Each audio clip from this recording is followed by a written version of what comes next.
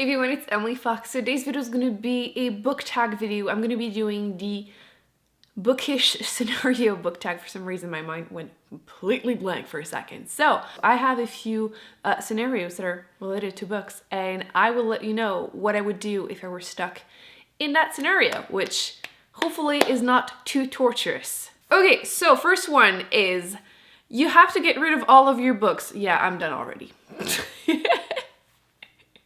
And you can only keep one from each of these genre. Schnut. Okay, obviously it doesn't mean that, I can't get to reread them. I could always use my library for them, so it's just to keep them. So I'm trying to make it less difficult for me. I'm gonna try to mention the first one that pops into my mind so I don't overthink it. That way we're stuck with that. So contemporary is already not a good one because I don't know that many. You know what? I'm gonna go with A Little Life because just seeing that book cover is absolute torture to me. So that's one. Second, fantasy. Let's go with The Way of King. We're gonna count the whole series because I'm currently reading it. Non-fiction. Ooh, that's a really difficult one. I would keep, I don't own a lot of the nonfiction I have read, so that is extra difficult. Give me a second just to look at my shelf. I think I'm gonna go with So You've Been Publicly Shamed because it's always relevant and it's fun. I do recommend the audiobook though, but I would keep it just because I have to choose one. And one other genre of you choosing? Just one more? Sci-fi, I guess, well thought because I never read sci-fi. That's hard. Holy schmoly. I'm gonna mention the first one that pops into my mind and then proceeds to stare at her shelf for 10 minutes. Does it have to be one that I've read? Or can it be something I haven't read? I'm gonna go with the easy answer. I'm gonna say Skyward by Brandon Sanderson. That is not the answer I would choose though. Maybe The Human or Spin or The Sparrow or The Three-Body Problem? Or should I choose one that I haven't read yet? We can all tell that I'm doing very well already at question one. You know what? Let's just do more genres because I like this. If I say historical fiction, the first one comes into my mind would be Circe because romance. The Seven Husbands of Evelyn Hugo. Is that historical fiction? That's a tough one then. So romance, I don't have pure romance that I love, but I would go possibly with the Winners trilogy. I feel like every time I say that I've enjoyed the trilogy, people that don't like romance, they're like, oh, if Emily liked it, let me try it. And they're like, dude, why do you like this? And I'm like, I don't know. It's that one thing that for some reason worked for me. That whole hate to love, apparently my thing. If you have any recommendations, if I'm ever in the mood again for romance, which doesn't happen often, but why not? What other genre do we have? Classics? I can only keep one. What do I keep? Probably Le Comte de Monte Cristo, The Count of Monte Cristo, just because I have yet to finish it, which is probably right up with, The Way of Kings and The Name of the Wind. So all three of those are probably the ones that people ask me to read and finish the most. And yes, The Count of Monte Cristo, I've read the first half. My edition is 2 books, so that's why I read one. And I've yet to finish it. Again, I am planning this summer. No promises, but this summer. What other genre do exist, really? Mystery, thriller, horror. I can only keep one. What do I keep? The Kind Worth Killing? Maybe? That's the best one that I'm thinking about. First one that popped into my mind, that's the rule, so that one. Question number 2. Let's pretend question 1 did not happen. You're at the bookstore and you hear a teenager telling their mom that they don't like to read.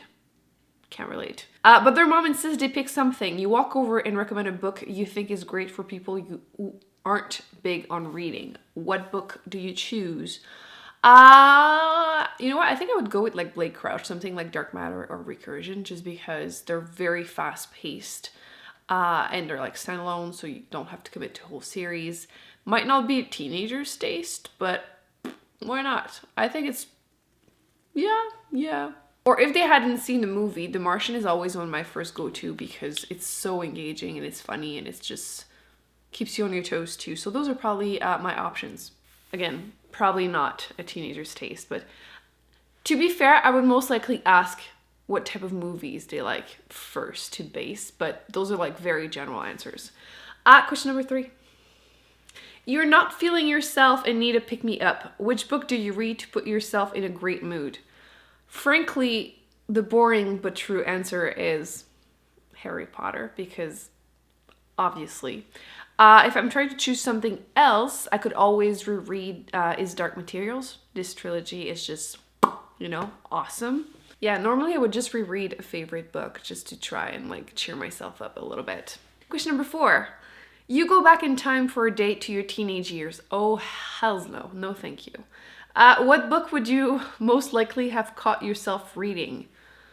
Fudge, Harry Potter.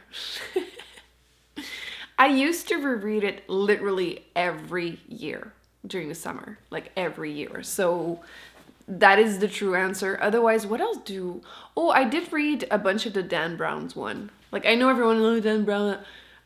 They're, readable. Like, you can think whatever you want about the writing style or, the content per se, really the whole thing.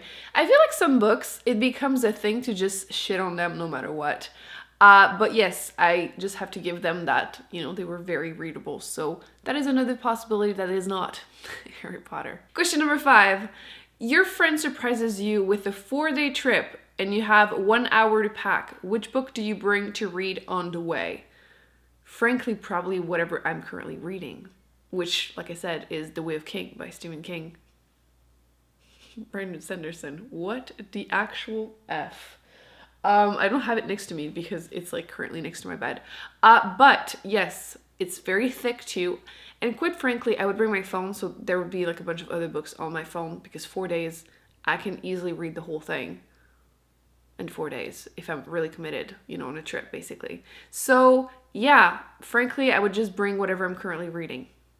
Would you bring specific books? Road trip books? I guess if you're someone that really is a mood reader, you could do that. But yeah, most likely just what I'm currently reading. Question number 6. Your house has been robbed. Don't worry, everyone is safe, but your bookshelf has been raided.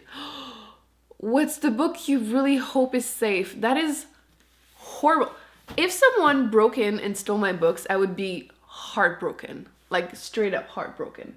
But let's go with my boring answer. My oldest book, Harry Potter, obviously. But it's the French edition, because that's the one I read for the first time. And it is Appel absolutely destroyed. You can see that it has been very well loved, and it's just comfort to me at this point. And obviously, Harry Potter à l'école des sorciers. Yeah, it's probably the book I'm the most emotionally attached to. Otherwise, any book really that I bought new, hardcover, I don't do it often, so I would be heartbroken just because I would have to buy them again. That is the boring answer too, huh? Oh, actually, let's continue with the boring Harry Potter. I don't know why I'm saying boring, because I'm sure a lot of you actually can relate, but I do have the illustrated editions of the first 4, the ones that are out, and I have yet to read them because I've been like hoarding them, collecting them, and like waiting until I either crack, which is probably coming, or until I have all of them type of thing and just do a reread. So I would be really, really sad if those were stolen, which there's more of a chance of them being stolen than anything else really, because I haven't had a chance to enjoy them yet. Yeah, that's a good answer. Question number 7. Your friend borrows a book and returns it in awful condition. Do you A, just pretend you haven't noticed? B, ask them to repurchase it? C, secretly do the same to something of theirs? What? No. I don't like to let people borrow my books because of that. I currently have actually a couple books on my shelf that I've let people borrow, so at least 4. So really, I do it anyway because I like to try and find something that people will like. Like, that is my thing. Like, you tell me what you usually like and I will find something for you that you will love. So yes, frankly, I would boil inside, but I wouldn't say anything.